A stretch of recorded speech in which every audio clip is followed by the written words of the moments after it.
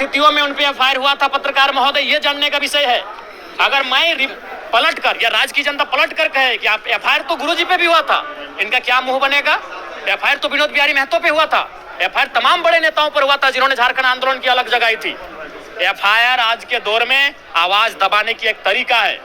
हमने भले British India को छोड़ दिया है, लेकिन तरीके वही हैं। ये आईपीसी की धाराएं किनकी है? Indian penal code, Indian police act, ये किनकी है? ये अंग्रेजों की है।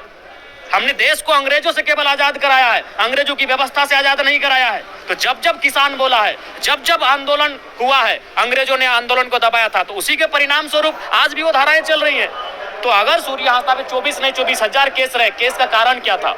क्या उन्होंने किसी महिला के साथ अभद्र व्यवहार किया था? क्या उन्होंने किसी किसान के साथ उनकी फसलों को छीनने का काम किया था? या फिर उसने किसी आम व्यक्ति को परेशान किया था? उनका 95% केस, मैंने अध्ययन किया है, तभी मैं आज मुखरता के साथ विधायक होकर के बयान दे रहा हूं, उनका 95% केस कंपनियों के खिलाफ था। और मैं आज भी मानता हूं east India company, British east India company और आज की कंपनी में केवल इतना फर्क हुआ है कि उनको लूट का नाम देते थे, इनको हमने विकास का नाम दिया, इससे ज्यादा कोई फर्क नहीं पड़ा। वहाँ पे गए थे? बिल्कुल मैं गया था, वहाँ पे पाया? मैंने पाया है बॉडी जला हुआ था। ऐसे जलता है पत्रकार महोदय जैसे आपके बदन में कोई गर्म पानी, गर्म तेल, गर्म भोजन गिरा दे और बॉडी जल जाता है। बॉडी जला था, गोली पीठ पे लगी थी, माफ कीजिएगा गोली पेट पे लगी थी। अगर भागते तो गोली पीठ पे लगती, पेट पे नहीं लगती। दूसरी बात, उनके साथी आए थे तो काहे नहीं साथी को पकड़ पाए?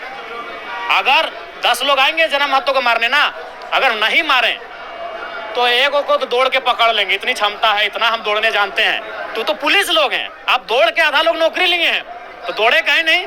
दो को पकड़ लेते, दबोच लेते। हम मानते हैं कि उनके साथी छुड़ाने आए थे। सीआईडी जांच कब हो रही है? नहीं, सीआईडी जांच से संतुष्ट नहीं है। सीआईडी राज्य सरकार के अधीन है, सीआईडी से संतुष्ट नहीं है, सीबीआई जांच। किसको बचाने का प्रयास है? कुछ लोग वहाँ के माफिया तंत्र को, चूंकि वो माफिया लोग झोली में पैसा भरते हैं और सत्ता में बैठे लोगों को देते हैं, चुनाव लड़िए, चुनाव लड़िए। फर्जी इनकाउंटर है, इसकी जांच हम चाहेंगे पत्रकार बंधु आप लोग भी एक टेस्टिंग ऑपरेशन के तर्ज पर इसको देखें।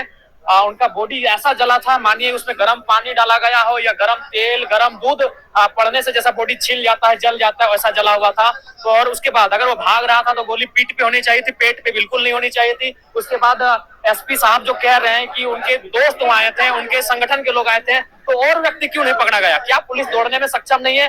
अगर सामने से सूर्या हासदा को वो ले जाने के लिए आए थे तो और 1-2 लोगों को अगर आप पकड़ लेते हैं तो शायद ये मामला सामने नहीं आता फर्जी इनकाउंटर का, क्योंकि ये बिल्कुल एक कहानी तैयार की गई है, पूरी प्लानिंग के साथ तैयार की गई है। आप किस एजेंसी से चाहते हैं जांच? हम चाहते हैं ये सीबीआई से जांच हो, क्योंकि सीआईडी राज्य की एजेंसी है, राज्य की पुलिस ने इनकाउंटर किया है, तो राज्य की पुलिस का ही समर्थन करेगी।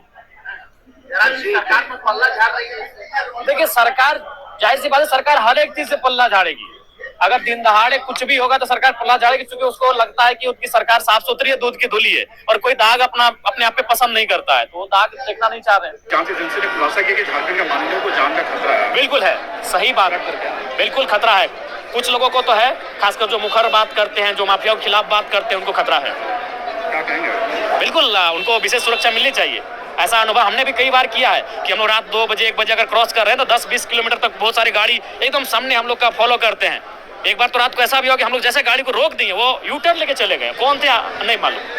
तो ये होता है। सुरक्षा चाहिए माननीय। देखिए सुरक्षा दे या ना दे, हम लोग मांगेंगे नहीं।